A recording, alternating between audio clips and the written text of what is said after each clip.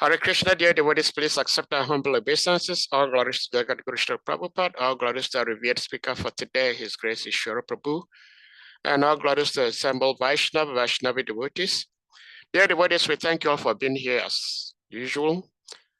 Today is Friday, the 13th day of December. We have one of our own, His Grace Ishwara Prabhu, who will be speaking to us from the Holy Dam. And like I was trying to say earlier on, it's always blissful to have Prabhu's association, because those of us who are unable to visit the dam get visited by the dam. So Prabhuji, we're very much grateful to have your association as always. And without much to say, we're going to put the verse on the screen and then you take it over from here. It's interesting, the purport is quite lengthy, and I'll try to learn how you handle it. So next time, if I have to handle a situation like that, I will know how to do it. Hare Krishna. Yeah. Honorable. Hare Krishna. Govinda Jaya Jaya Gopala Jaya Jaya Radha Ramanari Govinda Jaya Jaya Govinda Jaya Jaya Gopala Jaya Jaya Radha Ramanari Govinda Jaya Jaya Gurave Gurachandraya Radhikaya Tadalaye Krishnaya Krishna Bhaktaya Tad Bhaktayo Namo Namah Narayana Namaskritya Narayacham Narotamam Devam Saraswatim Vyasam Tato Jayam Udiraye Nasta Praye Swabhadresu Nityam Bhagavata Sevaya Bhagavati Uttamas Loke Bhakti Bhavati Naistake Vede Ramane Chaiva Purane Bharate Tata Hadovandyam Chamadi Chahari Savata Giyate Mokam Karatiba Chalam Pangu Langa Tigri Ya Kripataham Vante Shri Guru Janatarine Paramananda Madhava Dharma Prajita Kavutra Paramoni Matan Putam Vedam Vastavam Atavastu Shivantabatra Yumulanan Shiman Bhagavati Mahamuni Kitenki Vai Para Ishvara Sadhyo Ridi Abarude Trakitbita Kishanan Nigama Kapata Lugalitan Phalam Sukamukandra Samyutam Pibatam Bhagavatam Rasamalaya Mahura Urasikabu Vibhavuka Yashava Shamanayan Krishna Parama Purushe Bhakti Uttapati Punsansoka Moha Paya Paya Atoyam Brahmasutanam Bharatata Vininaya Gayati Vasarupo Subhidata Parabhimita Saviditi Asanam Saransaram Paridrimita Savavidantam Sarami Sibhaktamisati Tarasamita Syati Tachanayata Shati Kochi Krishnaya Vasudevaya Devakinandana Yacha Nanda Gopa Kumaraya Govindaya Namo Namaha Vasudeva Sutam Devam Kansa Chanura Vadanam Devaki Paramananda Krishna Vandi Jagaguru Namamo Vishnu Padaya Krishna Pistaya Bhutale Srimati Bhakti Vedanta Swami Tinamine Namaste Saraswati Devim Gauravani Pracharine Nibisesa Sunyabadi Pashat Dyasati Tisatarine Vanchakapatruviyascha Kripasrinibe Vacha Patitanam Pavana Bhibhyo Vaishnavebhyo Namo Namaha Sri Krishna Chaitanya Prabhu Nityananda Sri Advaita Gadadhara Sivasati Gaura Bhaktavinda Hare Krishna Krishna Krishna Hare Hare Hare Rama Rama Rama Hare Hare. So I thank everyone for being online. It's evening my time, it's morning your time, or some is the afternoon your time. So different timing. We are on the universal time zone, so different timing depending on where you are in the world. So I thank everyone for coming, for tuning in to listen to Krishna Katha, Bhagavad Katha. Bhagavad Katha is narration about Krishna. And this narration about Krishna is the life of all the devotees. This is how devotees get their Amrita. Amrita means the nectar which sustains life. There's a Mrita and there's Amrita. Mrita means death, which which gives you misery. So, or give you ultimately death. But what gives you life is talks about Krishna. Talks about Krishna, and also on Krishna devotees. So the whole Bhagavat, talks about Krishna, Krishna and his devotees. Because wherever there is Krishna, the devotees are always there. You cannot separate Krishna from his devotees. So I mentioned that Krishna Suya Sama, that wherever there is Krishna, there is light. I think our Back to Godhead magazines, the motto is Godhead is light, is it? And where there is, and this material world is a darkness. So wherever there is light, there cannot be darkness. So Krishna, when we hear about Krishna, that gives us life, give us brightness or enlightenment, and then we are happy basically. So this Bhagavatam, third canto, chapter 5, text 7. This Vidura is not making inquiry from Maitreya Muni. Very, very interesting inquiry is making. There's about 20 verses or so of Vidura making inquiries from Maitreya Muni. Maitreya Muni is very, very qualified person. He's a very accomplished sage, and he had heard from Lord Krishna himself.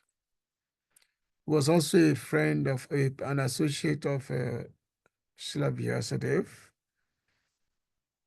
He's also a very ancient personality. So he had such a big qualification. And that's why when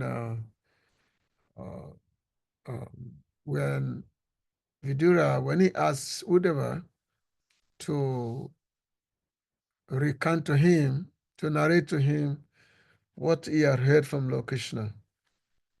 So Uddhava said, no, you go to this older person, Asian person, Maitreya Muni, because he has also heard from Krishna. And being an elderly person, you can hear the message. Especially we have the etiquette in spiritual life. The etiquette in spiritual life is that wherever there's an elderly person or a more experienced person, then one should not be eager to speak. Which means references, speaking must always be referred to an experienced elderly person. That's the etiquette in spiritual life. So now today, text chapter canto 3, chapter 5, text 7. So I just chant the sloka, read it, and then we can. Then there's a long purport here, so I will go through. I'm going to go through the purport. I'll be speaking in the middle of the purports.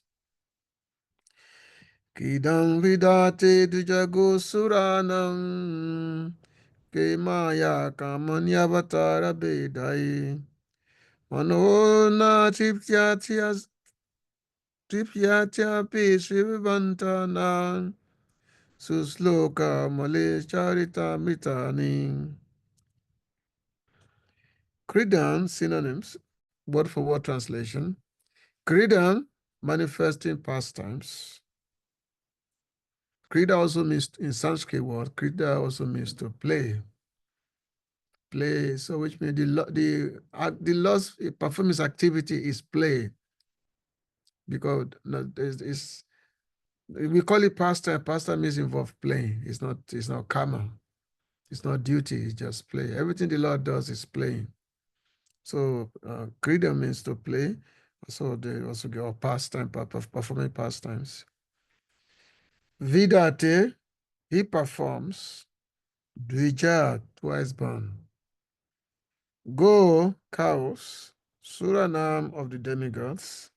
Kshemaya, welfare, karmani, transcendental activities, avatara, incarnations. They die differently. Mana, mind. Na, never. Tipyati, satisfies. Happy, in spite of. Simpatam, continuously hearing. Na, our. Susloka, auspicious. Maule, of the Lord. Charita, characteristics. Amritani, undying. Translation and purport by His Divine Grace A.C. Bhaktivedanta Swami Prabhupada, Srila Prabhupada Ki Jai. You may narrate also about the auspicious characteristics of the Lord in His different incarnations for the welfare of the twice born, the cows, and the demigods. Our minds are never satisfied completely, although we continuously hear of His transcendental activities. Purport by Srila Prabhupada. The Lord appears in this universe in different incarnations like Matsya, Kuma, Varaha, and Nisringa, and He manifests His different transcendental activities for the welfare of the twice born, the cows, and the demigods. The Lord is directly concerned with the twice born or civilized man. A civilized man is one who has taken his birth twice. A living entity takes birth in his mundane world due to the union of male and female. A human being is born due to union of the father and mother. But a civilized human being has another birth by contact with a spiritual master who becomes the actual father.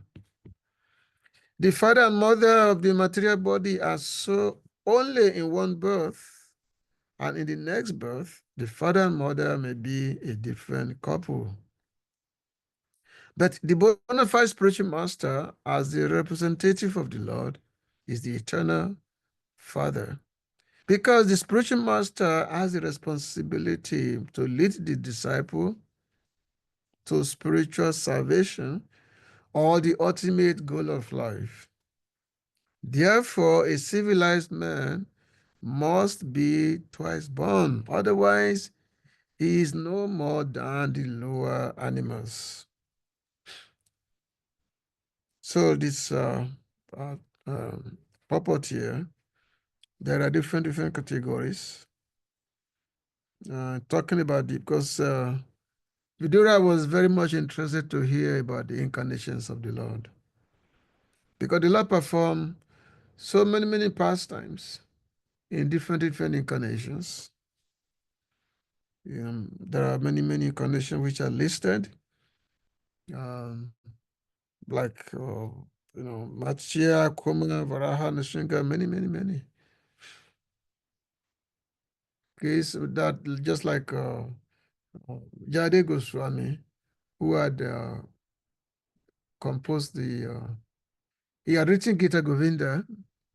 Yes, Gita Govinda, which is the very sweet compositions which deal with Krishna's intimate pastimes in Vrindavan. So, in the beginning of Gita Govinda, the beginning of Gita Govinda are the invocations to various incarnations of the Lord. He had listed 10 major incarnations. There are many incarnations, but he listed just 10 of them, which begins from Koma, the tortoise incarnation. Then there's Nrsimha incarnation, there's Varaha incarnation. Lord Ram, of course, then Lord Krishna, Lord Balaram, so many, and also future incarnation, Kaki. And each of those, them you always end them, Ki Sabadita, Mina Sarira, Jai Jagadi Sari, Jai Jagadi Sari. You know, Ki Sabadita Varaharupa, Jai Jagadi Sari. Jai Jagadi Sari, Jai Jagadi Sari. Kesabadita, uh, Brigupati Rupa, Jai Jagadi Sari. Kesabadita Rama Sarira, Jai Jagadi Sari, Jai Jagadi Sari. So anyway, this is very beautiful song of the different, and of course, each of these incarnations, they meant different purpose. Each of them means different purpose. But here, you mentioned here that the law, he performed many of his incarnation for the benefit of the the Brahmana, the twice borns, the cows, and the demigods. I call the twice born, the demigods, these are devotees, Sura. Sura means those who are saintly, those who are godly, they are called Sura. Two types of people in this world, there's Sura and then there's Asura. Asura means the demons, the non-devotees, is called Asura. And the Sura are the devotees. So the Suras or the demigods, so which means anyone who is godly, it's called Sura. So it's Sura. And those who are not godly, they are Asura. So which means this one can either be a demon or one can be a demigod. True one. Either one. So we have to choose ourselves. Either you're a demon or you're a demigod. If you chant Krishna's name, you're a Krishna Bhakta, then you're a demigod. Now, and of course, we know that different demigods, there are different categories of demigods. There are some demigods who are like controller of the universe. We call them local powers. They are the director. Or they are appointed by the Lord Himself to have different controls of various parts of the universe. So these are local power or the Prajapati, those who generate living entities, or Lord Brahma, who is the creator. So they have different. And then there are the Bhaktas. So the Bhaktas are also in the category of demigods, the Bhaktas. So the Lord, he performed his incarnation for the benefit of the demigods, or for the benefit of the devotees, basically. That's why the Lord performed his incarnation. Now, because this incarnation, the activity is unlimited, so devotees, they relish to hear about these incarnations. They relish to hear them. Like all the Puranas, there are so many Puranas. Of course, the Bhagavad Purana, this Srimad Bhagavatam is the topmost. It's the last Purana. But there are many Puranas, like Skanda Puranas, Matsya Purana. There's one particular verse, which is this verse, Batrayan, Babhyayam, Batrayan, Chatustayan, Ananga, Anapalinga, Kastavan, Tristayan. Anyway, there's a verse which actually lists all the 18 Puranas. Which means there are three Bratrayan, which means there are 3 Puranas. We start with Bra, which means Brahmana Purana, Brahma Bhavata Purana, and then there's a Linga Purana, there's a Garuda Purana, Skanda Purana, Nada Purana. So there are 18 Purana which are considered, and then they are considered to be Mahapuranas. Mahapurana means they are big. And then there are sub-Puranas, There are 18 Mahapuranas, and there are 18 sub-Puranas who are not, they call them Upa Purana. Upa, which means, and those Puranas, they have characteristics. The Mahapuranas, they describe like a 10, they have 10 characteristics, which they have. There are 10 characteristics. In the second canto of Bhagavatam, this we learn about those 10 characteristics of the Mahapurana. And then the Upa Purana, they have 5 characteristics. So there are 5 characteristics. So Upa Mahapurana has 10 characteristics. Which start from creation, the creation of the Lord, then the sub-creation, then the manifestation of the Manus, different all the way to the Summum Bonum, which describe the activities of Lord Krishna, which is the 10th canto. So all the Mahapuranas, they all fulfill these characteristics, all the Mahapurana.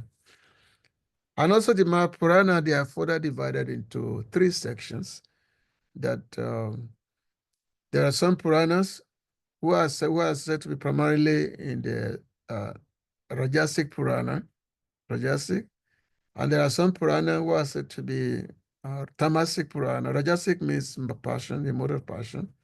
And there are ones which in the mode of ignorance, Tamasic. And then there are Sattvic Purana. So each of them has six categories, 6 different Purana. So what makes these Puranas separate is that some of them, they emphasizes the demigods. They emphasize it. It's not that they portray the demigods to be supreme, but they just emphasizes them, the activities of various demigods. And then there are activities of Lord Shiva, some especially in the Tamasic, and then in the Rajasic Purana. And then of course the 6 Purana, in Sattvic Purana, which is like a Vishnu Purana, Bhagavad Purana. So those Purana, 6 of them, or Skanda Purana. So those 6 Purana, they exclusively on Lord Vishnu, the pastimes of Lord Vishnu, or Lord Krishna in this case.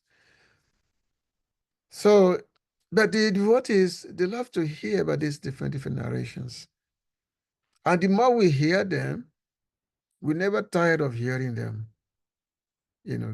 Actually, the more you hear talks about Krishna, the more you want to hear. It's like, can I hear more? Which means a devotee, you never get tired. Just like when you read Bhagavatam, when you read my Bhagavatam, you will never be tired of reading Bhagavatam. You never get tired of it.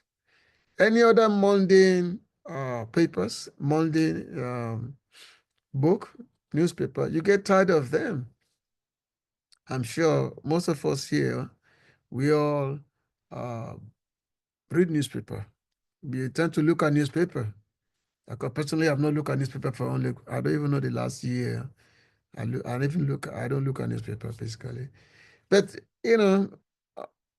people buy newspaper, they read them, and then the moment you finish reading, you throw it away, you become garbage. That's the reality. Because it's nothing, it's nothing really new. They call it newspaper, but there's nothing new about it. Because what is news in this material world? It's all about the same thing, birth, death, only and disease. It's all about miseries of material life. How people's life are so miserable. That's all about so-called newspaper. It actually, they should be calling it old paper, not newspaper, because there's nothing new about it. Somebody's dying, somebody's killing, somebody's fighting, either person to person or country to country. It doesn't. It's all just about fighting. That's all. And it doesn't give happiness to anyone reading all these things. We will never find anyone who will say that who will pick up a paper or even Monday book or novel who will express joy, say, oh, I feel so much happiness reading this newspaper. I feel so much joy reading this book. You will not find a single person. Why? Because it's said to be it's like a pilgrimage to the crows.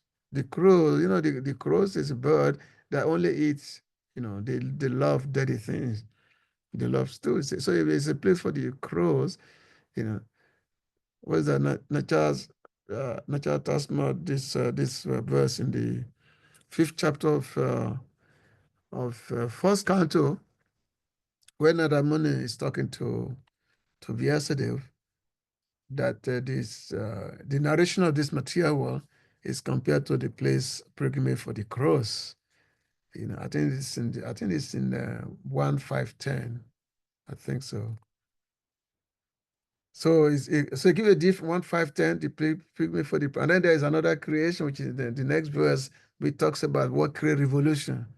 Taba Vishagu Janatakavi Plavo Yasmin Pratisha about this lessons.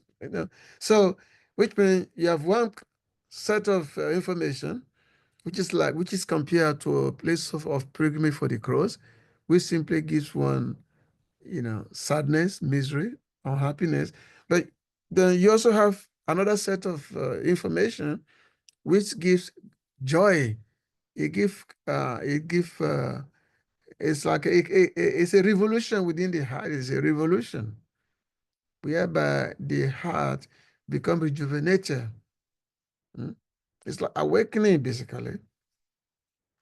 So this is what you find. So like Prabhupada is actually pointing out in the purport here how all the mundane news, it does not give anyone, nobody really like you hear it and then you throw it. But spiritual news, when it's given to you, okay, yeah, this is the okay, thank you. Now yeah, okay, now yeah, chita, okay, now yeah, chita padonare ya. So, those who are which do not describe the glories of the Lord. So, this is very nice, nice. We can see the verse here. He picked me for the cross. The word which do not describe the glories of the Lord. So, yeah, this is 1:5:10.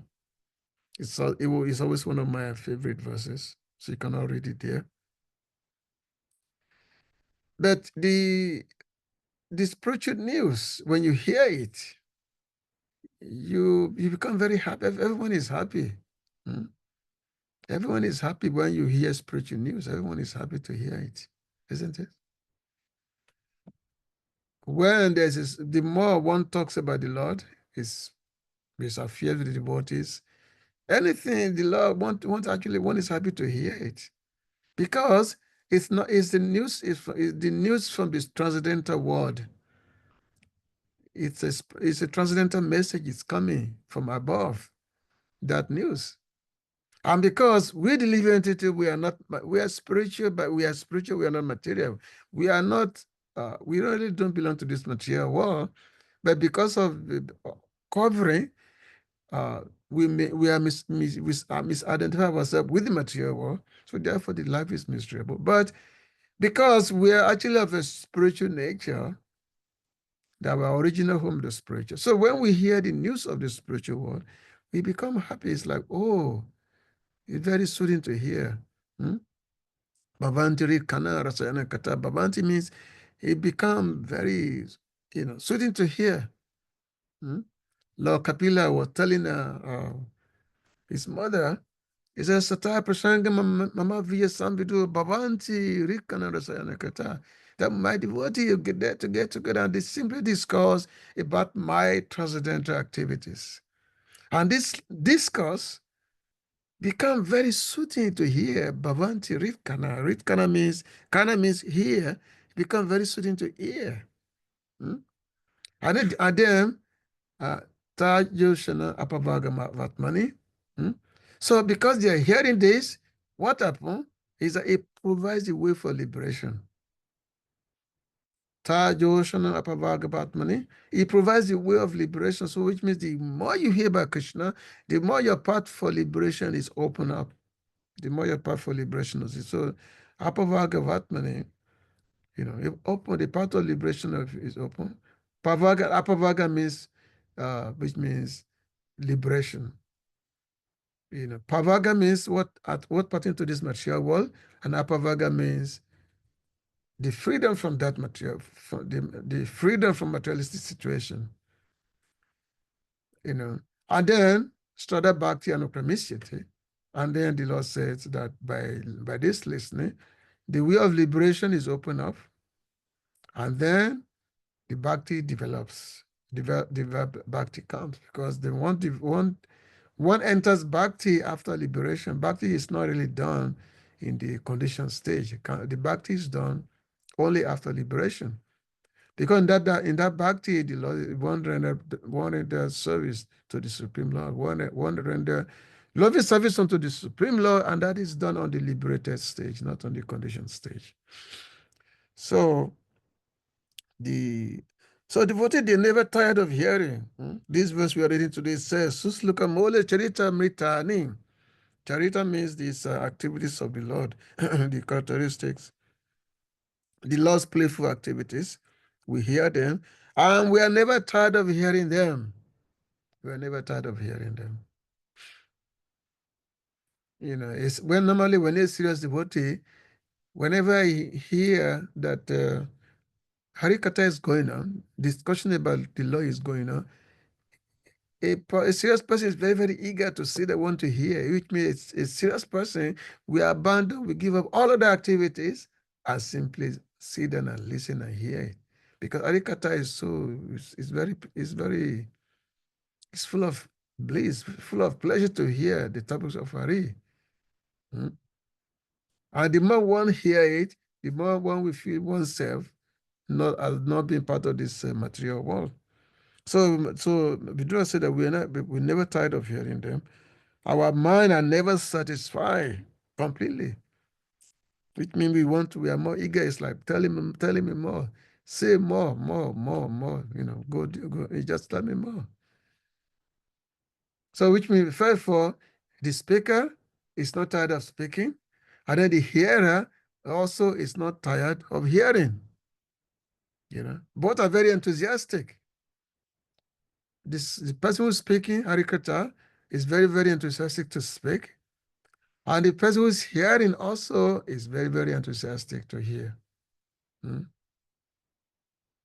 Very enthusiastic to hear. Actually, let me tell you one story. So one time there was one devotee who was, one devotee.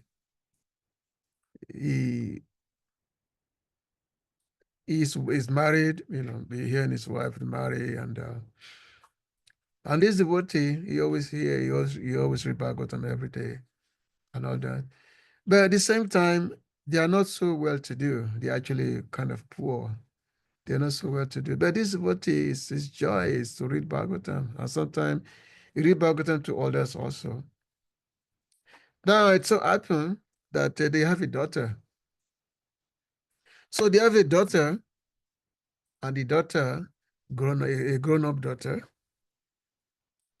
So normally when a person, you have a daughter, which may man sees when the daughter approaches a certain age, so it's always it become anxiety for the husband and wife that our daughter's reaching marriageable age now, we have to get our daughter married. So one time the wife, she approached her husband, said, "My dear husband, our daughter is approaching marriageable age, and it's time to get her married, time to find a husband for her." So, but the man, it's not because they are poor. Say, well, how our daughter is going to get married, but that is up to Krishna to see, because after all, I don't have the means. Because in the Vedic time, normally the man, the father, is responsible to pay for the marriage of the daughter. So which means if you don't have money, it becomes such a big source of anxiety. How am I going to get my daughter married if I don't have money? Of course, we in Africa, we know that it's the other side. Other side means the father side, the groom, they have to pay for the marriage. But in India, is the groom, and the bride. But in Africa, is the groom. In Latin America, also the same, the groom also. So as both husband and wife, they are deliberating about how they're going to get their daughter married. And then they kind of feel an anxiety. But somehow the next day, one family came to them. The next day, a group of people came, and they said, "Oh, we have heard something about you. We have heard that you have a daughter who's of a marriageable age. You have a daughter who's of a marriageable age. And your daughter, we have done the calculation, she's fit for our son. She's fit for our son. So therefore, we've decided that we want your daughter to marry to our son. And according to the marriage, according to the astronomical calculation, this marriage must take place in 4 days from now. The marriage must take place in 4 days from now. So therefore, you should make the arrangement to get your daughter married to our son in 4 days from now. So this simple family, Brahmanka family, they're very happy to hear.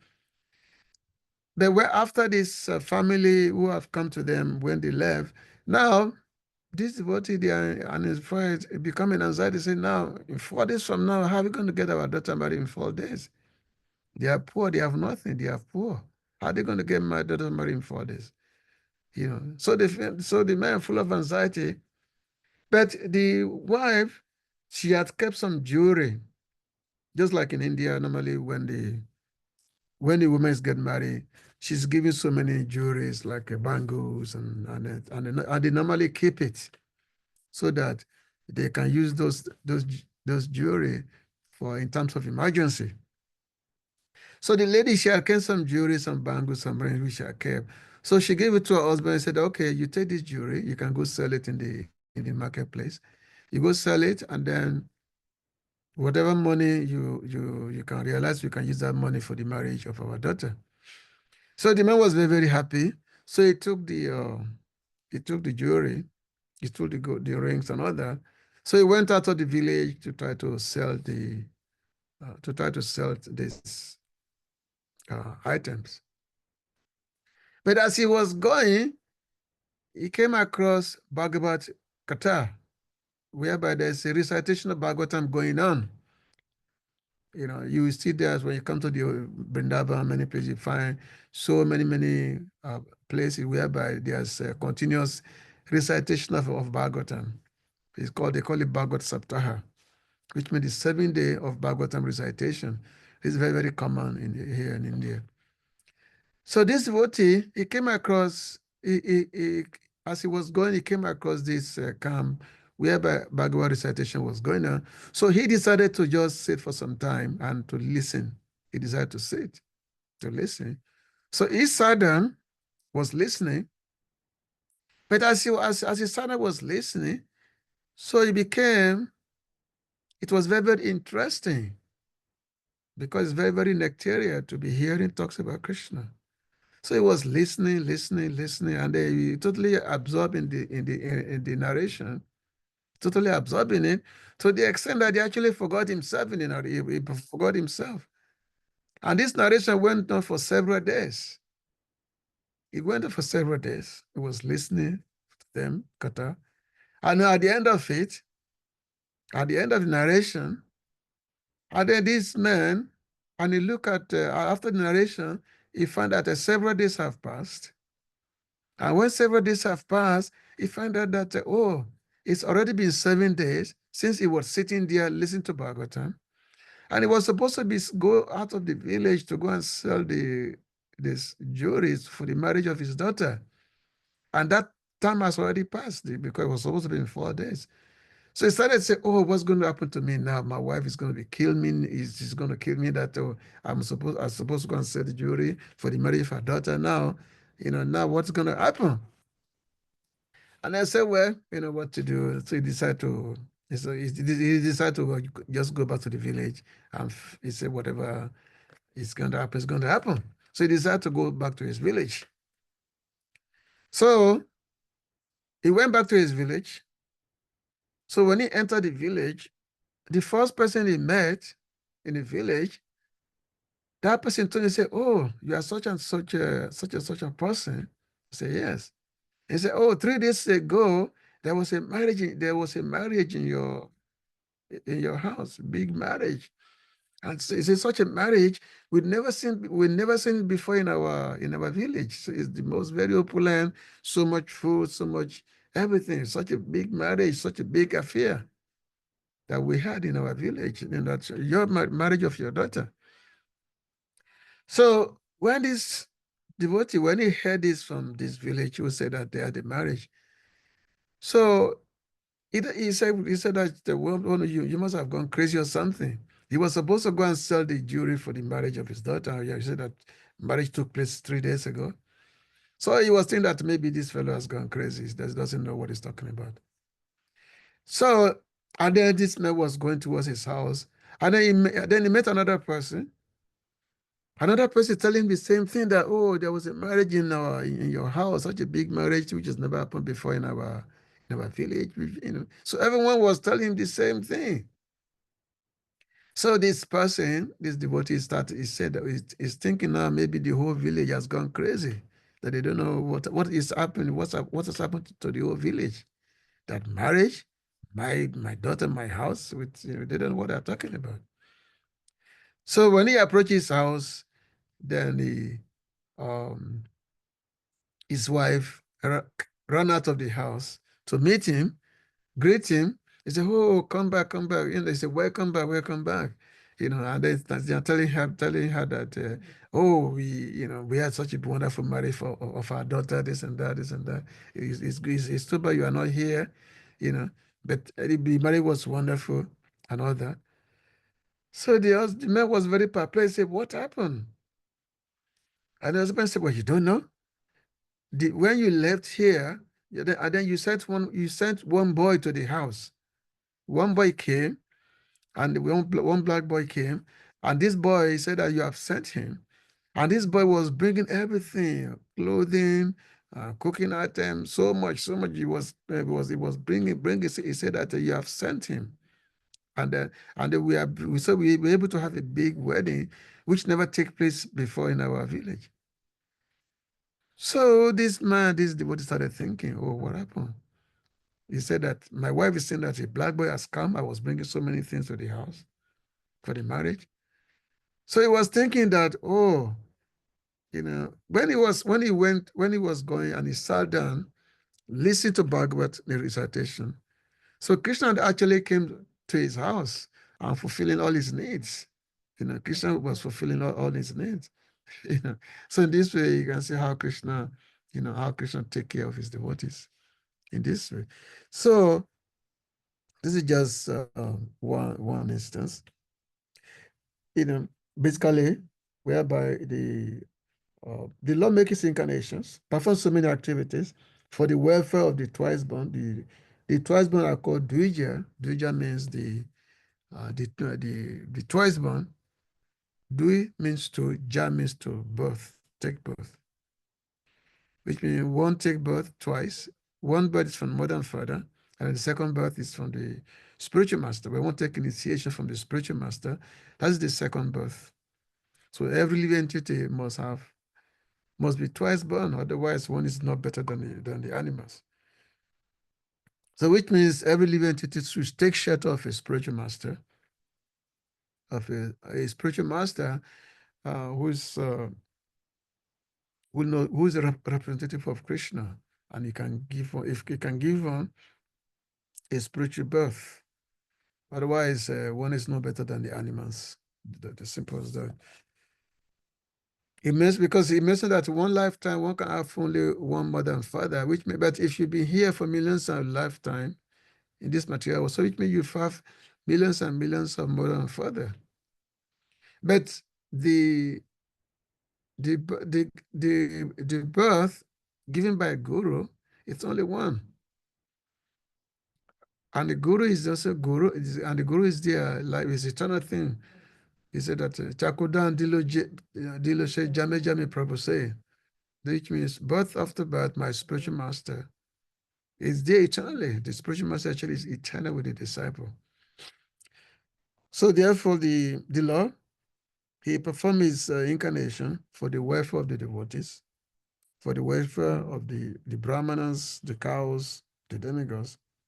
And in the second paragraph, so Srila Prabhupada wrote, the cow is the most important animal for developing the human body to perfection. The body can be maintained by any kind of foodstuff, but cow's milk is particularly essential for developing the finer tissues of the human brain so that one can understand the intricacies of transcendental knowledge. A civilized man is expected to live on foodstuffs comprising fruits, vegetables, grains, sugar, and milk. The bull helps in the agricultural process of producing grains, etc. And thus, in one sense, the bull is the father of humankind, whereas the cow is the mother, for she supplies milk to human society. A civilized man is therefore expected to give all protection to the bulls and cows. So location is called is a Namo Brahman, just like we chant the prayer, Namo Brahmanya Divaya Go Brahmanitayacha, that the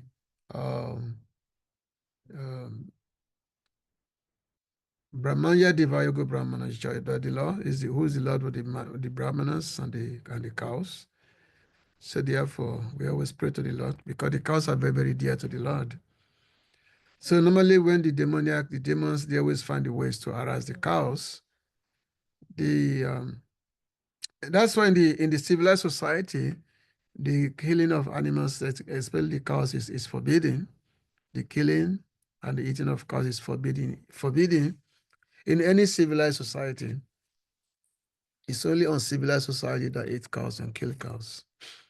And he mentioned that for the cow killers, for as many ears on the body of a cow, as many ears on the body of a cow, that's as many births that the person has to suffer in the earliest planet for as many ears on the body of a cow. And then it's also mentioned that there are 6 in the killing and consumption of the cows. There are 6. There are 6. What do you call it? Who will take part in the reaction, which means the person who kills the cow, the person who transports it, the person who cook it, not talk of the person who eats it. So they all, will involved in the punishment that will accrue in the next life. So the cows are is very, very suspicious because the cow is inauspicious. The cows, the cow milk, the cow urine, everything about the cow is very auspicious. So why would any society be killing cows? And everything about cow is very auspicious. You drink not just cow milk, which is good for the finer brains of the finer tissue of the brain, for the sustenance of life. Even when you drink the cow urine, it's antiseptic. It cures so many diseases. A lot of diseases it cure. Cow urine and also even cow poop, cow dung. You spray it on the wall. It's very, very antiseptic. I remember when I was a child, I lived with my grandmother for some time. And my grandmother, she will always put the cow dung on the walls. And of course, I used to hate it. I used to say, why the grandmother is doing this? Put a cow dung on the wall, But it's very, very antiseptic, It has such is very effective. It's very, very common here in India. Everywhere there's a cow dung everywhere. You put on the wall. It's actually quite good, Many things many things about the cow is very, very useful. So that's why cow is the mode of goodness. Is animal is the mode of goodness. So anything that is done towards the cow in terms of torturing or killing is the person who does that, their next life is not going to be pleasant at all. So you find so many uncivilized societies who actually indulge in cow killing. So many.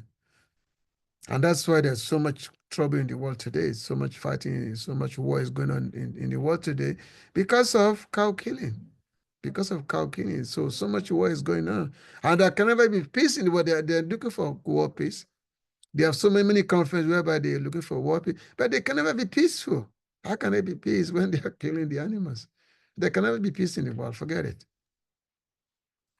So the Lord is so when the Lord performs his incarnations for the welfare of the brahmanas, the cows, and the demigods, have said they are devotees.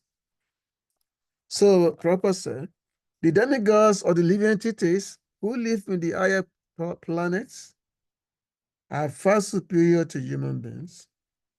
Since they have better arrangements for living conditions, they live far more luxuriously than human beings.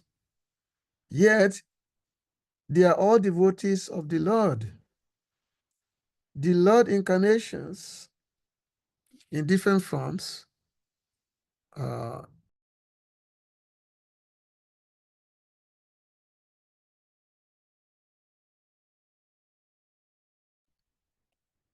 So, the Lord incarnations in different forms, such as those of a fish, a tortoise, a hog, and a combined lion and man. Oh, okay. The Lord incarnates in different forms, such as those of fish, a tortoise, a hog, and a combined lion and man, just to give protection to civilized man, the cow, and the demigods, who are directly responsible for the regulative life of progressive self-realization. The whole system of the material creation is planned so that the conditioned souls may have the opportunity for self-realization. One who takes advantage of such an arrangement is called a demigod or civilized man. The cow is meant to help maintain such a high standard of living.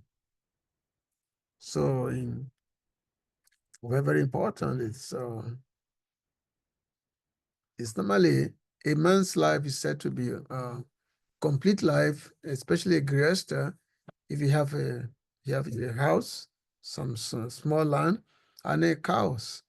So you have that land, small, a house, small land, and a cows, couple of cows.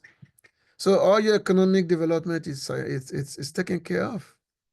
Economic development is taken care of because you have the land, you till the land for producing uh, uh, vegetables for it, and then you have the cow to get milk, get your milk, and then so your life is also all the economic need is done. The need is satisfied. But this is something that the present society do not know about. So the Lord's pastimes for the protection of the twice born civilized man. You can see Prabhupada keeps saying civilized, civilized. So a civilized person is the one who is twice born. That's a civilized. Not civilization of cat and dog, which we have nowadays.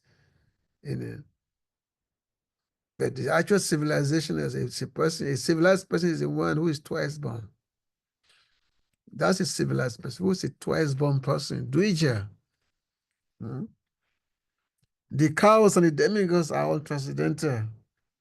A human being is inclined to hear good narrations and stories.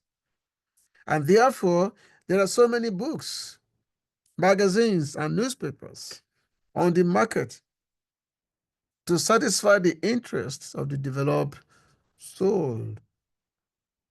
But the pleasure in such literature, after it is read once, becomes stale, and people do not take any interest in reading such literature repeatedly. In fact, newspapers are read for less than an hour and then thrown in the dustbins as rubbish. The case is similar with all other mundane literatures, but the beauty of transcendental literatures like Bhagavad Gita and Srimad Bhagavatam, is that they never become old.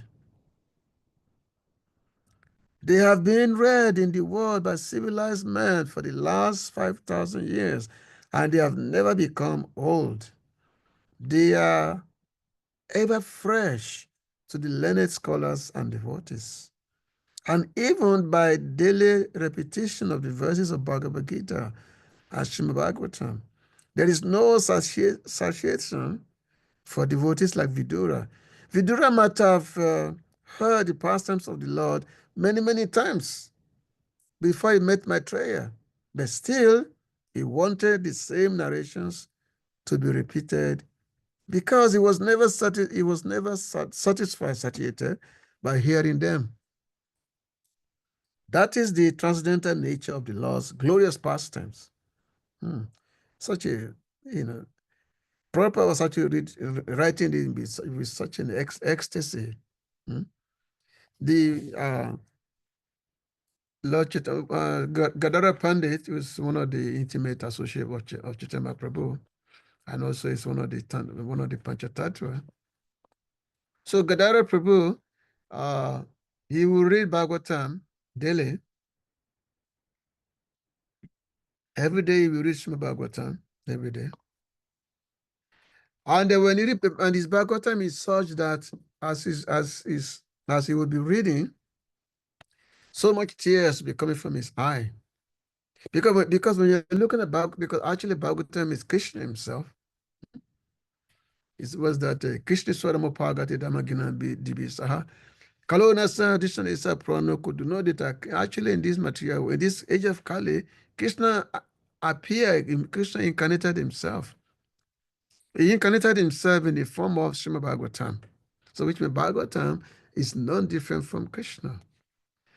So when Gadara Pandit, when he's reading Bhagavatam, so much tears be coming from his eyes, and to the extent that the ink, because those days the ink will be completely smudged in the paper, because so much tears coming from his eye. So much tears. So when they holding Bhagavatam, they're reading Bhagavatam, they are saying Krishna directly. They are saying Krishna directly when they read Bhagavatam.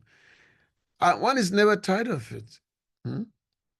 Because Bhagavatam is Krishna himself. Yes, Krishna is ever fresh. So because Krishna is ever fresh, never become old. You never see, and God is never old, of course. Krishna is called Nava Yavana. So his narration is always ever fresh. So a devotee can visualize Krishna dancing in the forest of Vrindavan just by looking at Bhagavatam. So therefore, the devotees, when they read Bhagavatam, they feel very much alive. They feel very much alive when they read Bhagavatam, They feel very happy. So the materialistic people, they don't know the secret of happiness. They don't know how to be happy in this world.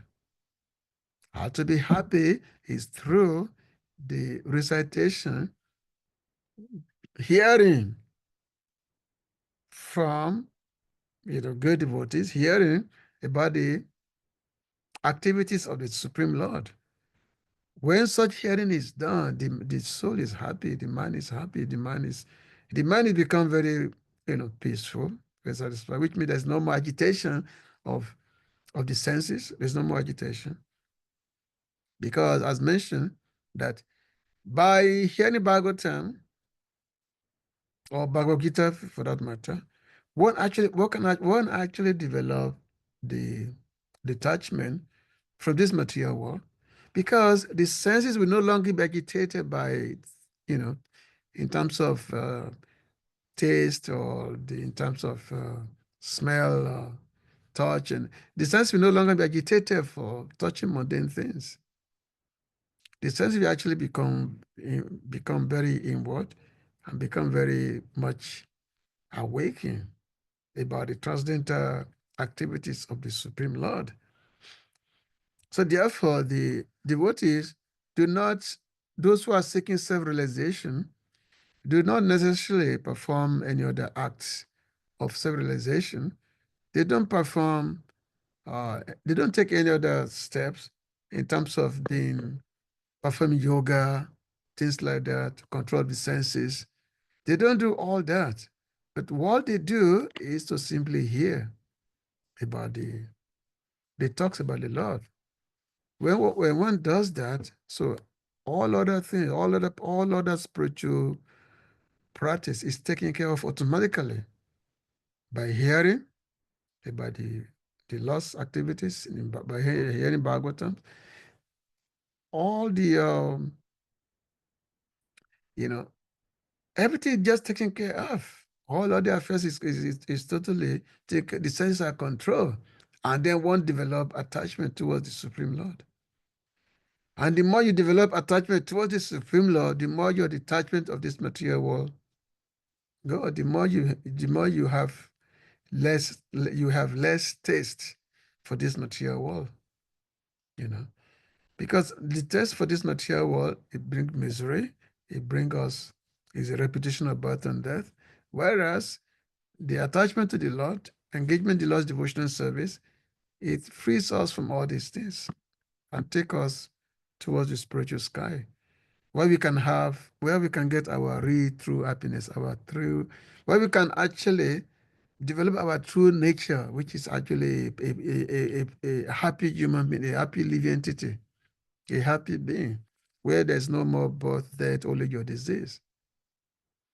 So this is such a wonderful thing, which Prabhupada has put in this purport here. That devotee is just to repeat, Vidura might have he heard the pastimes of the Lord many, many times. We all hear the Lord's many, many times, the Lord's pastimes. Many, many times he heard it, but still he wanted the same narrations to be repeated because he was never satisfied by hearing them. Was never satisfied by hearing these transcendental topics of the Lord. There's no satisfaction. One eagerness increases all the time. One eagerness is there. You will never find a person say, "Oh, that's Krishna is the supreme personality of Godhead. Krishna is I'm tired of that." Tell me, no. No one is ever tired of hearing about those narrations of God. Whereas material activities, material affairs, it becomes stale. Nobody is really interested. So anyway, this is the point which Prabhupada has put in this text, whereby Vidura is making an inquiry. And he's making an inquiry. Want to hear from Maitreya Muni. He want to hear about the activities of the Lord's different incarnations. So he want to hear them. And because being a perfect candidate, so he want to impress upon Maitreya Muni that yes, hearing this topic, we never really become satisfied completely. We just want to hear them again and again, again and again. So it's impressing upon Maitreya Muni that yes, he's a perfect candidate to hear this. Because it so happened that whenever there's a speaking of Bhagavatam, both sides, they all benefit, the speaker and the hearer. Because when we speak on Bhagavatam, we get so much, because as we are speaking, lot of revelation is coming. So a lot of revelation is coming. And because a lot of revelation is coming, so we become more inspired to speak. And then it's such a beneficial thing for us, for the speaker. So the speaker and the hearer, they are both benefited from whenever there's speaking, whenever there's recitation of the Bhagavatam. Both the hearer and the speaker, they both benefited. So therefore, the speakers, you also become very thankful to those who are making inquiry, to those who are hearing. You also become very, very, very thankful because he has found such an opportunity to speak about the Lord. Such an opportunity to speak about the Lord. So, and that's why I mentioned that in the assembly, where there is a hearing, where there's a speaking of Bhagavatam. In that assembly, that assembly become very purified, and there is no question of both the ethology and disease in that particular assembly. So we always look for the opportunity where there is a very sweet narration, the lost pastimes is going on. We're always looking for such opportunity. So I'm going to stop here. If there is any question or comment, you can please go ahead. So many devotees are on tonight. They've come. So you cannot please go ahead and ask for something. Hare Krishna. Hare Krishna. Yeah, Hare Krishna. Thank you so much for this wonderful class, of course, as always. Dear devotees, if anyone may have questions, comments, realizations you may want to ask or share, please indicate by using the hand emoji, and you'll be asked to unmute to ask your question or to speak. Hare Krishna. Prabhuji, if I may put the verse back on the screen, I have a question from the verse itself. Okay. Because it says here that you may narrate also about the auspicious characteristics of the Lord in his different incarnations for the welfare of the twice-born, the cows, and the demigods. Mm-hmm. So my question is, why is the Lord's incarnation only for the welfare of these three different beings, the twice-born, the cows, and the demigods? I thought the Lord's incarnation is meant for the welfare of all living entities, even plants, animals. But here we see three different entities mentioned: twice born, the cows, and the demigods. All these are like beings in the mode of goodness.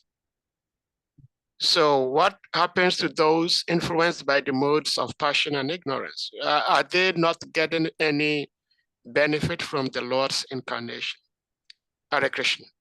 And of course, every living entity, they get benefit from the Lord's incarnation. But the Lord do not incarnate himself for them. He only incarnate himself for the welfare of the devotees. Just like in the Bhagavad Gita, Lord Krishna says, say Yadaya Daya Mashiach, Glani Bhavati Bharata, Habitana Tada Mashiach, Tadatmana Sujamiha. And then he said, Pratna Yasaduna, Vinasaya Chaduskritam. So the Lord said that whenever there's irreligion, when irreligion becomes pervasive in the universe, I come, I manifest myself. And then specifically say for the protection of the devotees, Paritnaya. Paritnaya means to protect. For the protection of the devotees, and then for Vinasaracha Duskrita, and then to annihilate the miscreants, then I come. But millennium after millennium, Sambhavami Yuga, I come. So the Lord he incarnate himself only for his devotees, the demigods, the cows, and all that. Of course, even though that's the main purpose of his incarnation, but all other living entities they are there, and they all under the control of the material energy. They all follow their way of karma. All the living entities they follow that. But for those living entities who have awakened who want to rekindle their relationship with the Lord, and those devotees they usually face harassment for the general people, general public. They usually face harassment. So therefore, the Lord comes for their sake, in order to protect them. But the main specific reason why the Lord comes, where the Lord incarnates himself, is to give impetus for the devotees, is to give devotees encouragement in their service to him, so that they can have also talks, they can have subject to talk about. So the Lord performed many pastimes, so that devotees they can talk about those pastimes. And when they talk about those pastimes, then they become more encouraged. They become very enlivened, about their remembrance of the Lord, their best. So they become very much alive when they talk about those past times. So the Lord come and perform many, many incarnations for the benefit of his devotees to talk about. That's why it comes. Otherwise, for the maintenance of this material, the Lord doesn't have to come. His energy is automatically taking care of that. He doesn't. So it doesn't come for that. He only come only for the suras, for the devotees, the cows, the brahmana. That's why it comes. There's no other. He doesn't need to. He doesn't have to come for anybody else because everything's already taken care of automatically by his energy.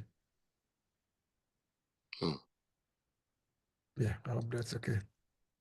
Well, yes. It's very good, very satisfying. Anyone else with something to share or ask? Devotees, Hare Krishna. All right. Madhuvan Prabhu, please, you may unmute. Hare Krishna. Hare Krishna, Prabhu. Hare Krishna. Hare Oh, Krishna. gracious.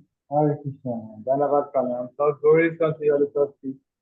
So thank you for coming on board today, and we quite appreciate your narration.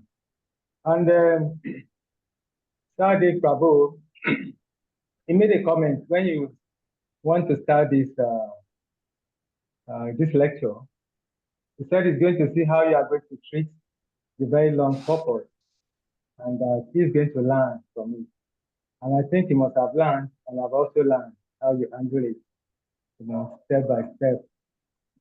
So what I appreciated, first of all, about what you said about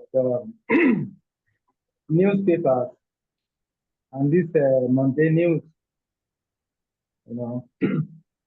because when you read this newspaper or this so-called news, you'll never be happy because generally it's even the bad news that sells. So they are more interested in throwing bad news so that they can sell their paper and make their money. So definitely one can never find happiness in reading papers. And then you also explain how we become very happy when we listen to Krishna Katha.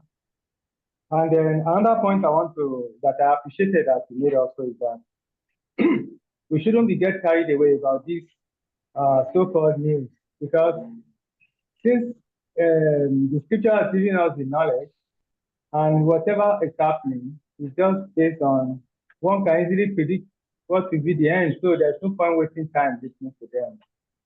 But when you listen to Krishna Katha, that is where the happiness is. Krishna said that we should always think of him. So by listening to Krishna Katha, that will enable us to always think about him all the time. So I quite appreciate a lot of points and how you analyze it in this lecture. Hare Krishna Prabhu. Okay. Actually, the so-called newspaper, we call it a bad paper. I don't know why they call it newspaper. There's nothing new. Bad paper. It's nothing news about that. Nothing news about it at all. Well, Hare Krishna. Prabhuji, we're talking about this news. I also appreciate and I acknowledge, I accept that, yes, devotees should not be so much interested in these newspapers and mundane literatures. But I believe that it comes naturally when one is trying to become a serious devotee, to get to a point that one will naturally be disinterested in these books or newspapers. But at the same time, I do not think it means that devotees should not read newspapers at all. Because I remember when His Holiness Bhaktisiddhanta Swami Maharaj was still on the planet, every time he visited Ghana, he would personally ask Srivas to buy him a newspaper because he will read the headlines, just the headlines, not the detailed information, spending so much time reading, but just to read the headlines, to understand what's going on in the country, so he will better be able to speak to the country as to how to guide them. So I'm thinking, and probably I'm saying this so you can explain it much better. I'm thinking that even though it's a fact that the voters should not be very much interested in these newspapers, does not mean that one should not try to understand what's going on around him. Because if one does not understand what's going on around him, then he may put himself in trouble. For example, if you do not know what the weather is going to be like, if you do not know what's going on the street you're going to travel on, it could be disastrous. So this is my view. And if you may like, you may want to say something to what I just said. Hare Krishna, Prabhuji. Yeah, I mean, it's, of course, glancing through the papers, through the first headline, or just to get some certain information. But normally, one would categorically that is detrimental. That if you want us to like read newspaper every day, you want to know what's going on. I mean, it's not that devotees are ignorant of what goes on around them. They're not ignorant. The information is always there. So, I mean, Prabhupada never read newspaper. But Prabhupada knows what goes on in the material world. You know, he knows everything. So a devotee is never in ignorance of what's going on in the world at all. And they have a sufficient experience to understand that, yes, this material world have anything valuable to offer us. So it's something that I want us to play with carefulness. That, yes, of course, personally, I've traveled many countries, especially in the pioneering days, whereby we travel to many places. And yes, want to, just glance at the local news, that what's going on here. But what is the situation? Or sometimes they may interview us, so they put us in a paper. They want to see what they are saying about us. So that may just be something for the sake of just to have some quick glance or something. But we don't dwell on it. So we think that want us to be done very carefully. Something wants us to do carefully. It's not, we don't dwell on it. It's, as Prabhupada said, you take a paper, you read it, and then you throw it away, become rubbish. That's what it is. So it's not, the devotee is not totally blind to what goes on in the world. We're not blind to it. Yeah. So we are fully aware of what's going on in the world, fully aware of it. But we just don't dwell on it. Because when you dwell on it, it made the art agitate your mind. That's what it does. Just like that, we know that nowadays we don't even know what's going on tomorrow. Anything can happen now. The war, this place, the war, that place, Middle East, Russia, what's going on anywhere in the world, So now, because if you are so much focused on that, then we'll be full of anxiety. Oh, the war is coming. What's going to happen to me? This and that. We become full of anxiety. But if we know that that's the nature of the material world, it's a place of anxiety. There's somebody that's always causing you trouble. Tapatraya is there. So therefore, the devotee does not focus on what goes on in the West. Yeah, the problem is there, but that is not his focus. His focus is simply to chant the Lord's name and to have more taste in the chanting of the Lord's name. That's the main focus. Yeah. Well, thank you for sharing that. And the beautiful story you shared about these poor couples who wanted to have their daughter married, and the amazing pastime that took place, which is so beautiful. But I'm also thinking, if you may like share something further on that this is something that actually happened. And it is possible for all devotees, even today. But at the same time, I'm thinking that the devotees should not serve with the expectation that Krishna is going to do this thing for me, so I don't have to do anything. I just have to listen to Srimad Bhagavatam all the time. Because some of us may not be listening to Bhagavatam simply for the love of listening to Bhagavatam. We are listening to Bhagavatam and expecting something that, okay, this devotee listened to Bhagavatam and this is what he got. And so if I also listen to Bhagavatam, this is what I will get. I am thinking that if there is something we can do to just keep body and soul together, we should do, and at the same time, try our best to serve the Lord in whichever little way. But depending on Krishna, just like what happened to this devotee may not go well for us, because I believe that this devotee was not listening to Bhagavatam with the expectation that if I listen to Bhagavatam, this is what Krishna would do for me. So I don't know if you may want to say something in that regard.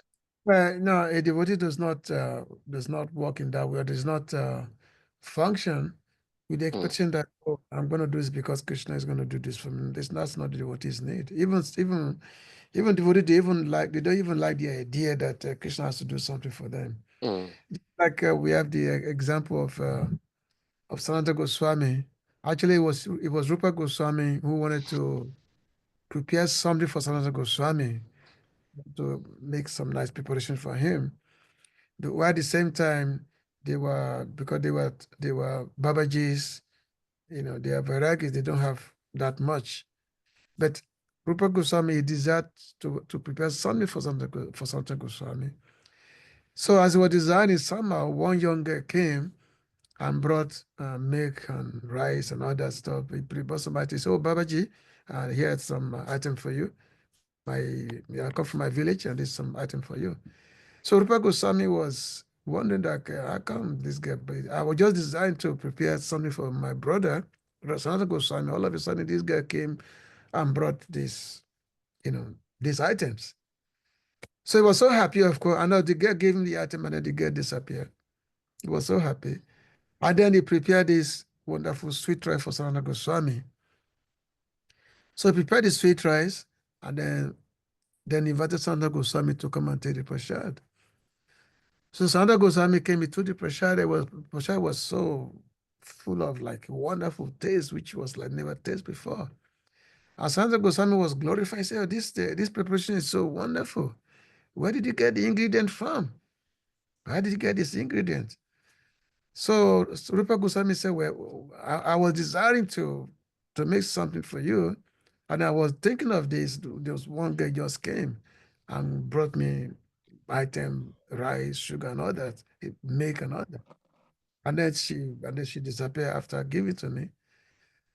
So and then Sanatana Goswami was thinking, what is the characteristic of you? Can you describe this girl who had brought these items? And then Rupa Goswami was describing, all of a sudden they find out that it's actually Radharani herself who had brought this item to Rupa Goswami. It was Radharani herself. So Sanatana Goswami, they said, "Oh, what have you done? We are supposed to be their servant. Why are you letting them to serve you? Why are you letting the divine couple to serve us? We are supposed to be their servant. By desiring something, they come to fulfill your desire. And so therefore, don't desire anymore. Don't don't desire anything again." So because we're supposed to be their servant, not that they are to serve them.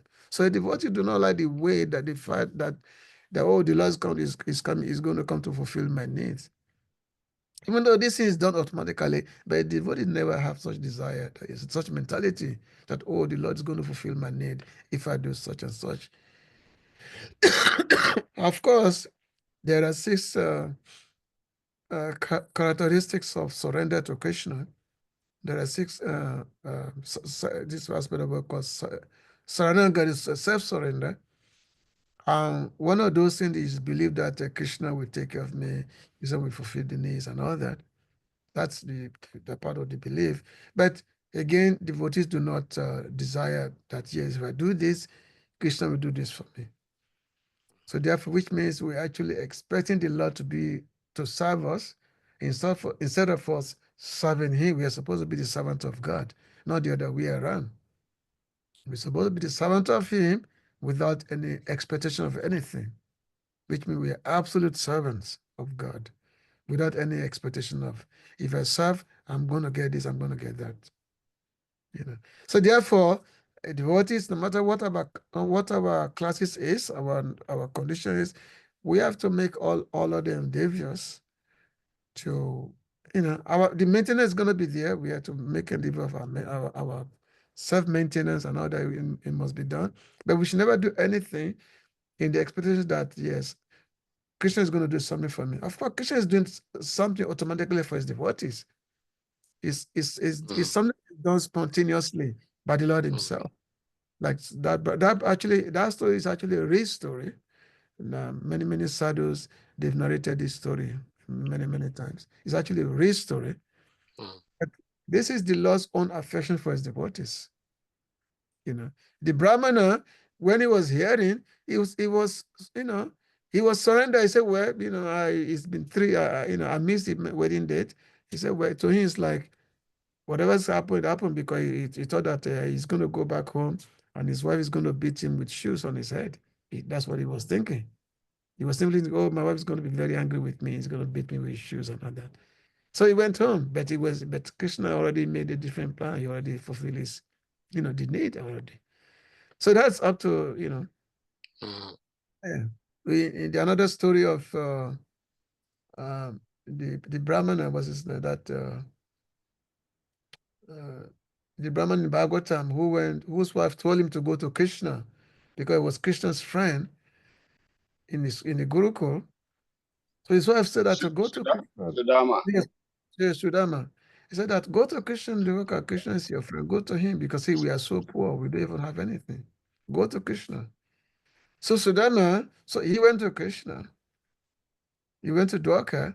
But when he was going, his anticipation was simply how to meet Krishna. I said, no, finally I'm going to have opportunity to meet Krishna.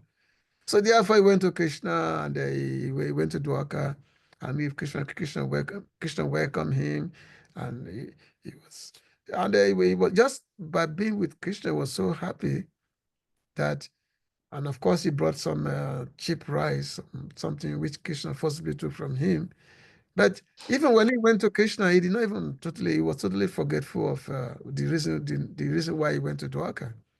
He was simply very happy that he had come, he has seen Krishna and all that. And then he decided to go back to his village without even thinking of asking Krishna for anything.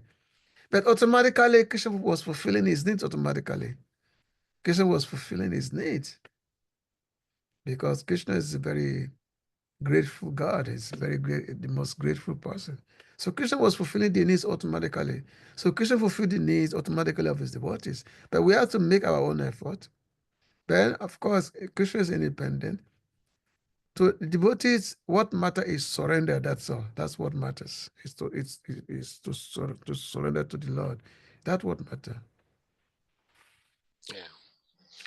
Well, thank you so much. I mean, that past time you shared is so beautiful because it appears that this devotee was so absorbed to hearing Bhagavatam, he did not even see the days passed by. So even though the days has passed by and the wedding had already taken place, he didn't realize, unlike in the case of some of us, we may be listening to Bhagavatam and we're still planning, when is this class going to be ended? And so that I can do this, I can do that. So there is a big difference. But there is one question I would like to ask also, because you mentioned about the, what is the technical name? The local palace. Yeah. I just wondered, since you are a very senior devotee, you've heard from so many great devotees, and probably yourself, you are aware. I just wanted to know, what did Srila Prabhupada say about the local palace in regards to worship or ritual rites in ISKCON? Well, the local palace are the controllers of the universe. These are the various demigods who are in charge of various, various aspects of the planet, the universe. Hmm. So you have like Indra, Agni, Vayu, different personalities like that. But we don't worship them. We only worship Krishna, because by worship of Krishna, everybody's automatically taken care of. So we don't. If you want to water a tree, just water the tree. You just water the root of the tree. You don't water the leaf, the branches. You just water you water the root of the tree. The whole tree, everything is nourished. So similarly, also, when we worship Krishna, who is the root of everything, then everybody else is happy. Everyone is satisfied. The demigods, everybody is satisfied. So the devotees do not waste their time in this worship or that worship. They only worship Krishna, chant Krishna's name, hear about him, remember him, speak about him. That's what devotees do. They don't do nothing else. Only Krishna, that's all. And everybody else is taking, everybody is happy. Because it so happened that if you try to satisfy this particular controller, another person may feel neglected, and then that person become angry with you, and then they cause you trouble. So they cause you trouble. That's what happens. You want to worship Indra, and then you're neglecting Vayu, you're neglecting Agni. So they become angry, and then they cause you trouble. But if you worship them, you worship the roots, then everybody's happy, everybody's satisfied. All So right. Thank you. Thank you so much, Prabhuji. Thank you. Dear devotees, anyone with something to share before Prabhuji takes a break today? Hare Krishna. Well, like Madhava Prabhu was saying, okay. Oh, Govinda Prabhu, okay, go ahead. Hare Krishna, Prabhu. My Hare respectful Krishna. obeisances to you, my obeisances to the Vaishnavas. Hare Prabhu, Krishna. I would like you to revisit this question I had yesterday. The answer was given, but I also like to get opinion. The question was that what happened to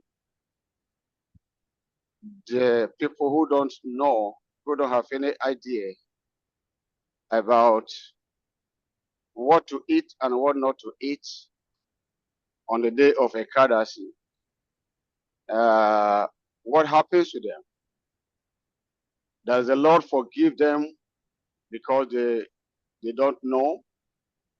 Or is it because ignorance is not excuse? Everybody is supposed to know, and so therefore they have to face the consequences out of their ignorance, and so have committed such sin. What is your opinion? Well, in this material world, there are many ways by which we commit sinful activities.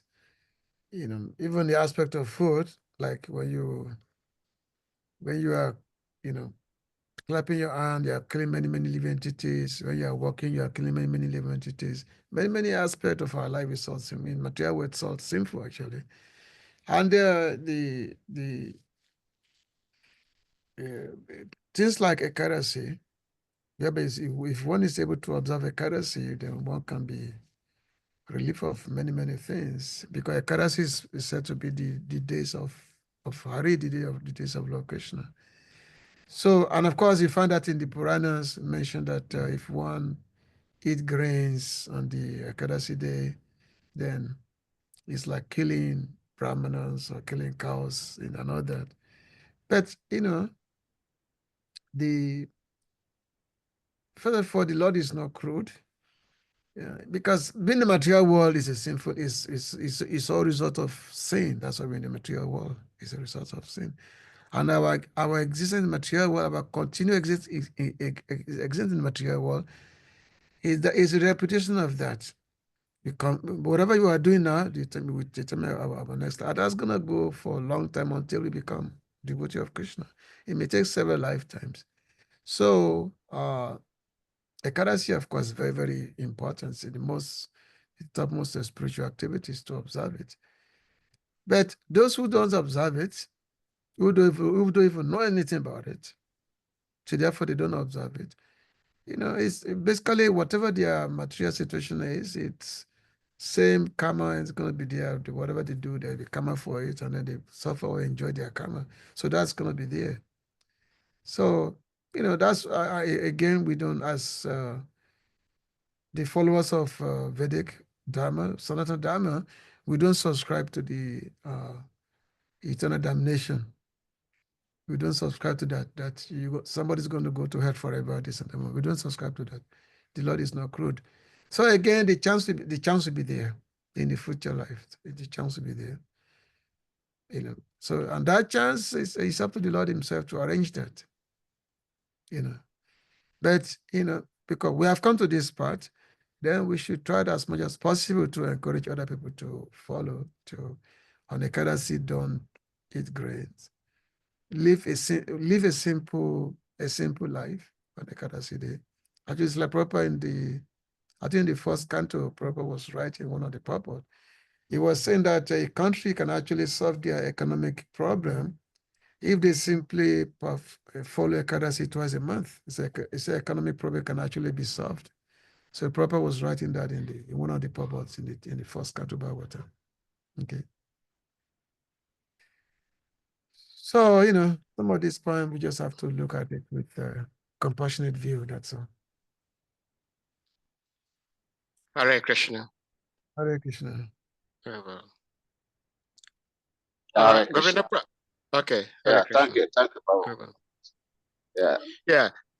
So I was going to say, like Madhavan Prabhu was saying, I was patiently waiting to see how you're going to handle the verse, the purport, and you did good justice. So thank you for this lesson. Next time, if I'm fortunate to speak and I have such a long purport, now I'll know how to get around it. So thank you so much, Hare Krishna. Dear devotees, Ishwara Prabhu, except you have like maybe a concluding statement or comment to make. No, it's bring okay. this to a close. It's after 10 p.m. my time. Your time, yeah. Okay, so dear devotees, we're going to humbly request you all to kindly unmute, and we all chant Hare Krishna Maha Mantra to express our appreciation to our revered speaker, His Grace Ishwara Prabhu. Jai. Hare Krishna, Hare Krishna, Hare Krishna, Krishna, Hare Hare, Hare Rama, Hare Rama, Rama Rama, Hare Hare. Vancha kalpa tarabhyascha kripa sindhubhya eva cha patitanam pavanebhyo vaishnavebhyo namo namaha. Ananta Koti Vaishnava Vrinda ki jai. Jai. All glories to His Grace Ishwara Prabhu ki jai. Jai. Hare Krishna. Hare Hare Bol.